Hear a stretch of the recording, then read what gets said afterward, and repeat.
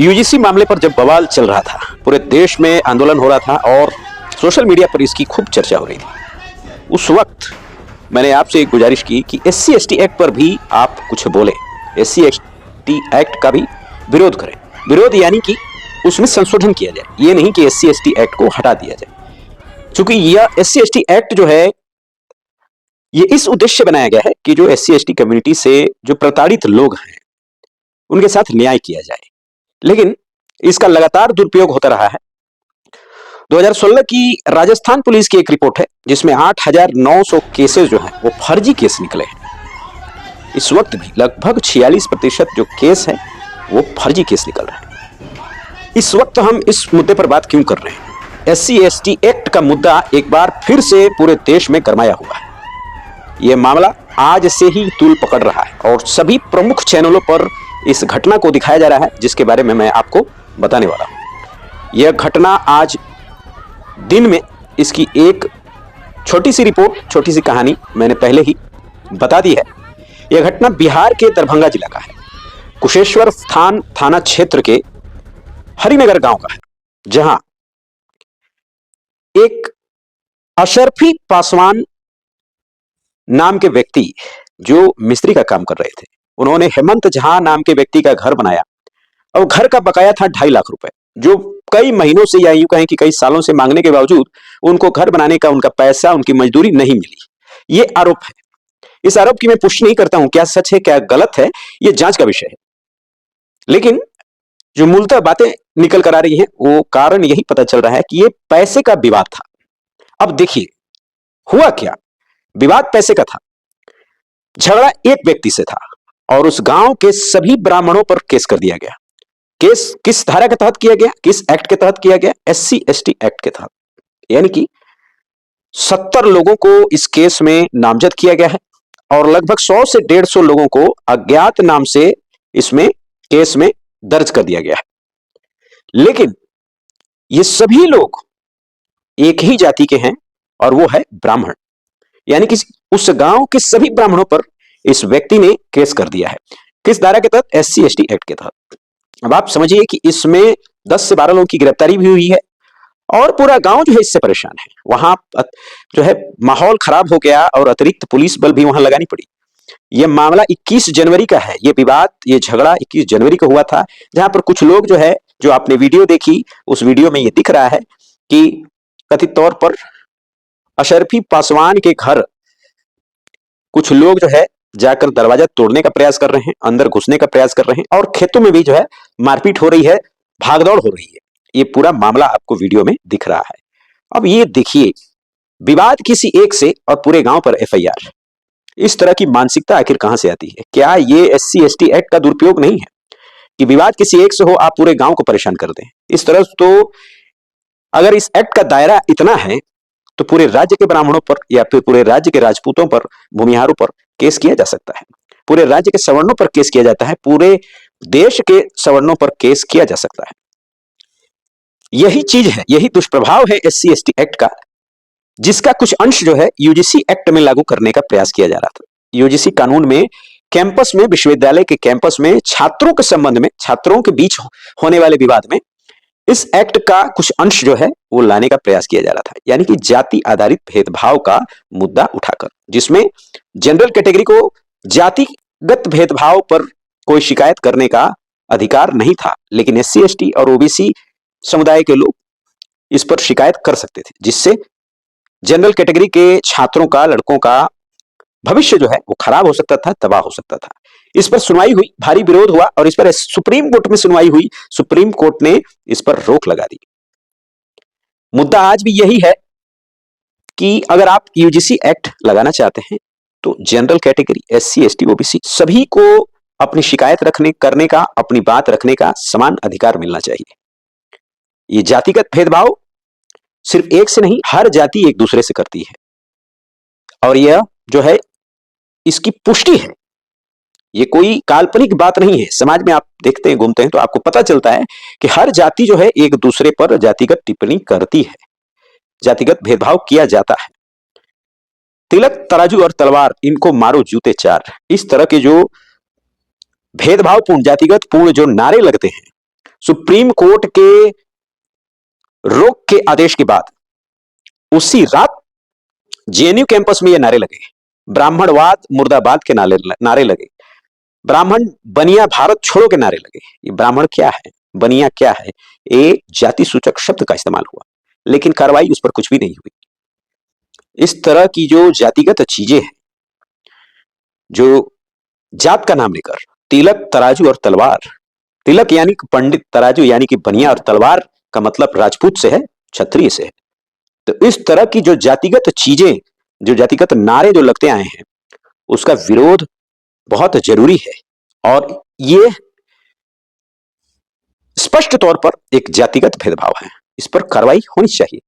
तो अगर कोई भी समुदाय, मैं आपको फिर से स्पष्ट कर दूं कि कोई भी समुदाय अगर दूसरे समुदाय पर, दूसरी जात पर अगर टिप्पणी करता है तो उन पर कानूनी कार्रवाई होनी चाहिए, उन पर सजा होनी चाहिए, चाहे वो SC ST OBC के हो या फिर जनरल कैटेगरी के हो, क्योंकि हमें इस देश में एकता रखनी है और सभी जातियों को समान अधिकार संविधान के अनुसार देना है, समान अवसर सभी को देना है।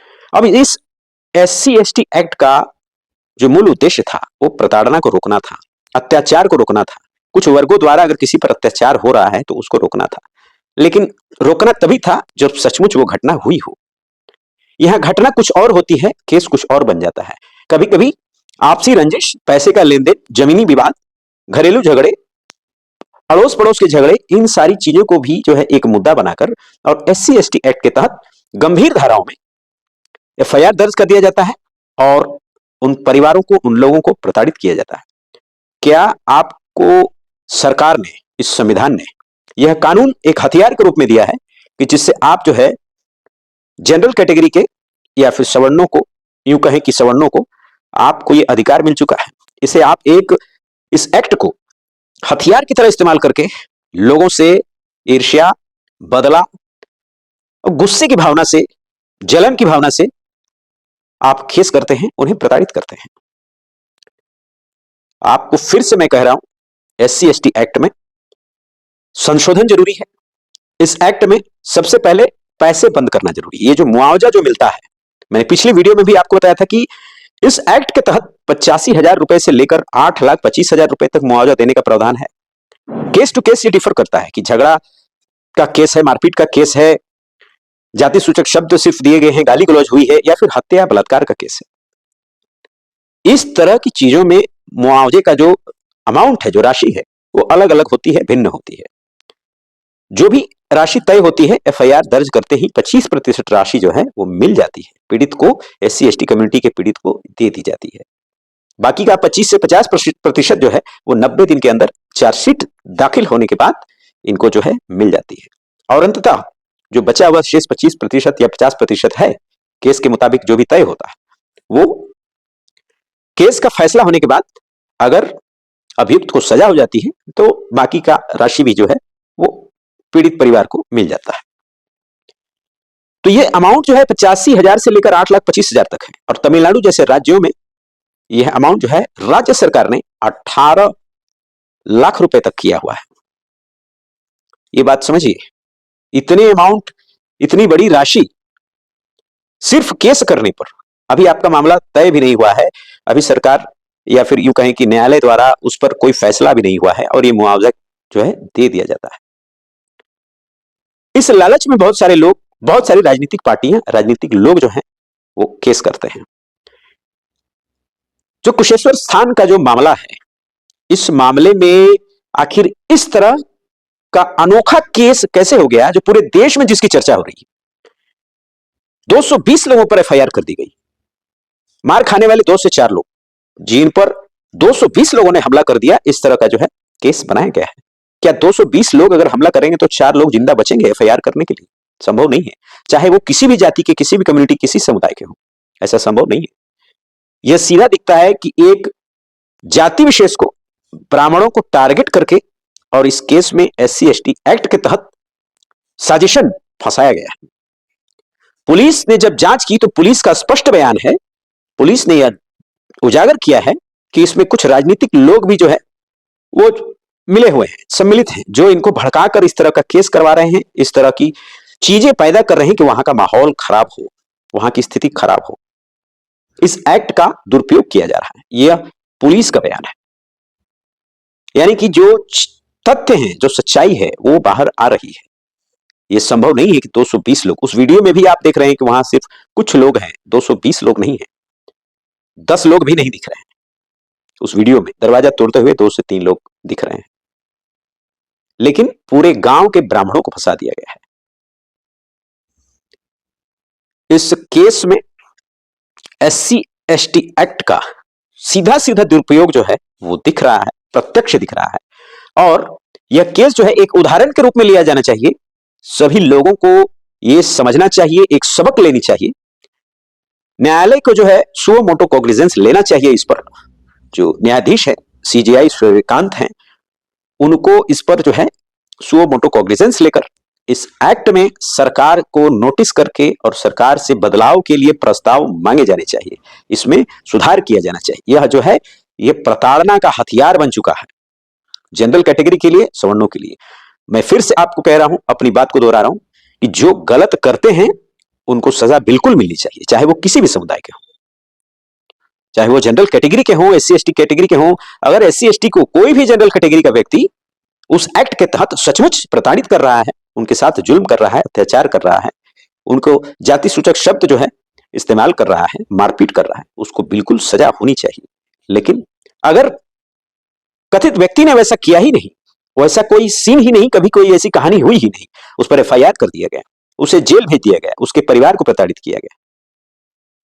यूपी का एक मामला हाल ही में आया है जो पिछले 2 दिनों से सोशल मीडिया पर सर्कुलेट हो रहा है। एक व्यक्ति को झूठे केस में 20 साल, बलात्कार के केस में 20 साल उसे जेल काटना पड़ा। 43 साल की उम्र में वो व्यक्ति जो है जेल से बाहर आया है। उसका परिवार, उसका घर, सब कुछ बर्बाद हो चुका है। उसकी इज्जत की धज्जियां उड़ चुकी हैं, उसका जीवन पूरी तरह से बर्बाद हो चुका है। 20 साल एक झूठे केस में एक व्यक्ति ने 20 साल बिता दिए। आप समझिए कि आप 20 साल में अपना साम्राज्य खड़ा कर सकते हैं। आपका परिवार फलता फूलता है 20 साल में। 20 साल में आप अपने बाल बच्चों को शादी कर देते हैं, एक पीढ़ी तैयार हो जाती है। यह है इन झूठे फर्जी मुकदमों का परिणाम, SC ST एक्ट का दुरुपयोग। इस पर जो है आप अपनी राय जरूर दें और हो सके तो विरोध करें, संशोधन के लिए, कानून को हटाने के लिए नहीं। इस कानून में जो आवश्यक संशोधन है जिससे दोनों पक्ष के लोग जो हैं बराबर उनको मौका मिले अपनी बात रखने का और न्याय हो, किसी के साथ अन्याय न हो। इस पर आप अपनी राय जरूर दें। धन्यवाद।